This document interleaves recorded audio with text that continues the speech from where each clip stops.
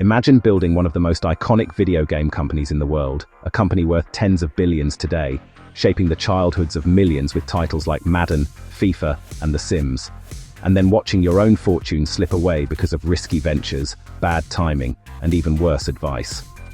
This is the story of Trip Hawkins, the man who founded Electronic Arts, changed gaming forever, and could have been a billionaire many times over.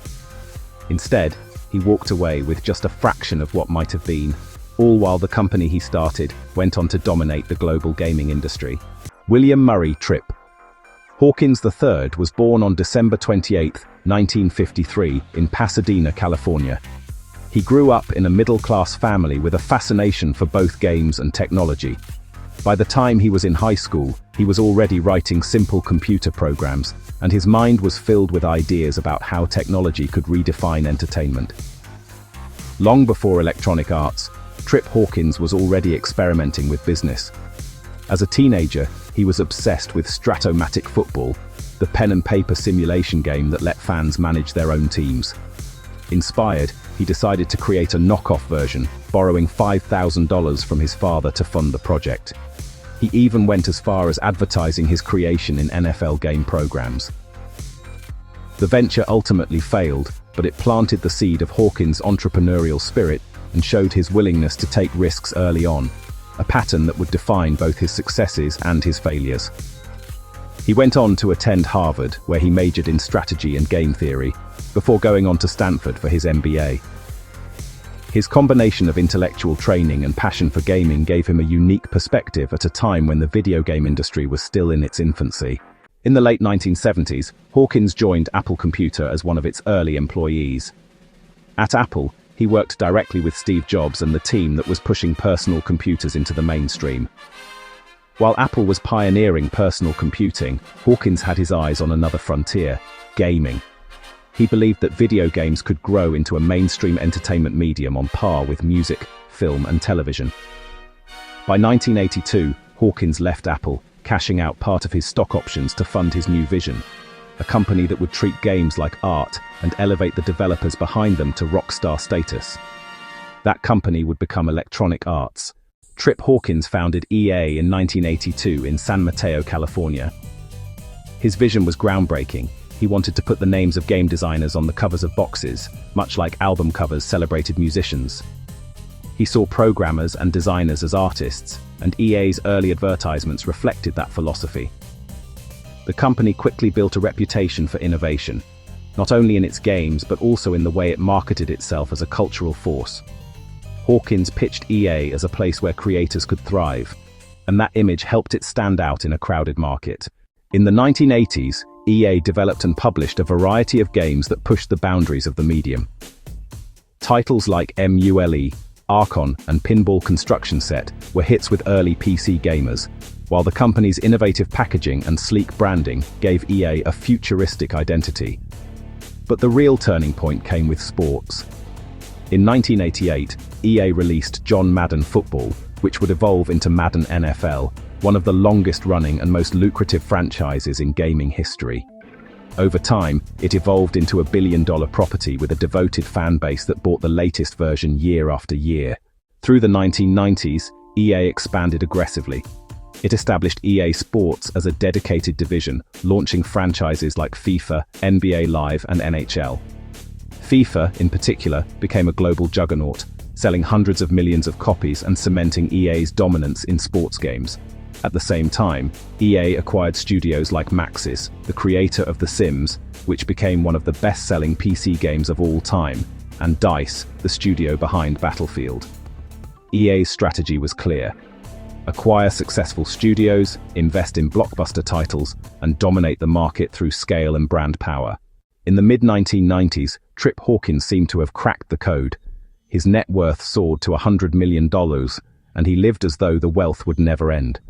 He purchased an $11.8 million private jet, which cost him over $1 million annually in operation and another roughly $100,000 per month in hangar and maintenance fees.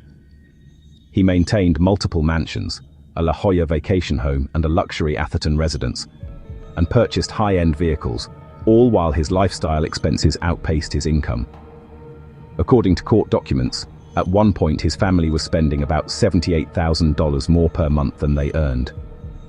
This extravagance became a weight, fueling cash demands, necessitating stock sales, and setting the stage for financial vulnerability. Between 1996 and 1998, Hawkins sold roughly $66 million in EA stock to fund his lifestyle. Instead of paying taxes on those capital gains, he leaned heavily into aggressive tax shelters designed by accountants, including schemes called flip and OPIs involving offshore entities and manufactured losses. The IRS later disallowed those deductions, demanding more than $36 million in back taxes and penalties. Legal battles stretched on for years, with California's Franchise Tax Board also filing a claim. Hawkins attempted to discharge much of the tax debt via bankruptcy, but courts scrutinized his spending habits, claiming he continued to live lavishly despite being insolvent. Ultimately, the legal fallout cost him millions, damaged his reputation, and diminished his capacity to rebuild. Despite its success, EA has faced its fair share of controversy. It has been accused of fostering crunch culture, where developers endure grueling hours to hit release deadlines. Its reliance on microtransactions has drawn criticism from players and regulators alike, with some accusing the company of turning games into pay-to-win experiences.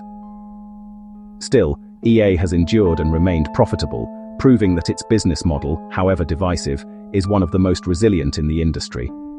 Hawkins may have left EA decades ago, but the company he created has grown into one of the most influential and controversial names in gaming history.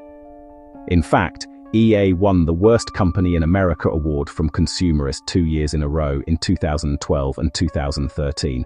Yet despite the backlash, EA's financial success only grew. Today, EA net revenues exceed $7 billion. Its franchises like FIFA, Madden, Apex Legends, and Battlefield ensure steady cash flows, while mobile gaming and online services add recurring revenue. The company's market cap has hovered between 35 to 50 billion, making it one of the most valuable gaming companies in the world. For perspective, the $200,000 Trip Hawkins used to start EA has multiplied into billions of dollars in shareholder value. As EA climbed, Hawkins's personal stake was chipped away. At IPO in 1989, he owned 20% of the company, but by the mid-1990s this had dropped to 10%. As EA's valuation surged in later years, observers noted that if Hawkins had simply held onto his early shares instead of cashing them out, he could have reaped a $11 billion windfall during later buyout deals. Instead, liquidity-driven stock sales, tax pressures, and financial missteps robbed him of what might have been one of the largest founder payouts in tech history. This isn't just poor timing, it's a biting contrast between visionary creation and flawed execution. Trip Hawkins himself eventually left EA in the early 1990s to pursue new ventures. He founded 3DO, a company that attempted to create a revolutionary new gaming console but ultimately failed against Sony, Nintendo, and Sega. Later, Hawkins moved into educational games and mobile gaming startups, continuing his lifelong passion for interactive media. Though his later ventures never matched the scale of EA, his role as the visionary who saw games as art remains his legacy. Hawkins' net worth has fluctuated greatly over time, rising during EA's early years and falling after 3DO's collapse. But his influence on gaming history is undeniable. Electronic Arts stands today as both a pioneer and a lightning rod for criticism. It helped professionalize the gaming industry, build global franchises, and elevate developers as artists, at least in its early years. At the same time, it has become synonymous with corporate dominance, often prioritizing profits in ways that alienate gamers. Still, EA's impact cannot be overstated. It turned video games into a mainstream cultural force, sold hundreds of millions of copies of its franchises, and shaped how people around the world play, compete, and connect. And that's the story of Electronic Arts, the company that began with one man's dream of treating video games as an art form and grew into a $50 billion empire that has shaped generations of gamers. From Madden to FIFA, The Sims to Apex, EA has left an indelible mark on global culture. But the question remains, will its legacy be remembered as one of innovation or one of corporate greed? Thanks for watching. If you enjoyed this origin story, be sure to like, comment, and subscribe to Stag Research, your go-to channel for business deep dives and founder legacies. Got a hot take on EA's future? Drop it in the comments. Mr. Stag, logging off.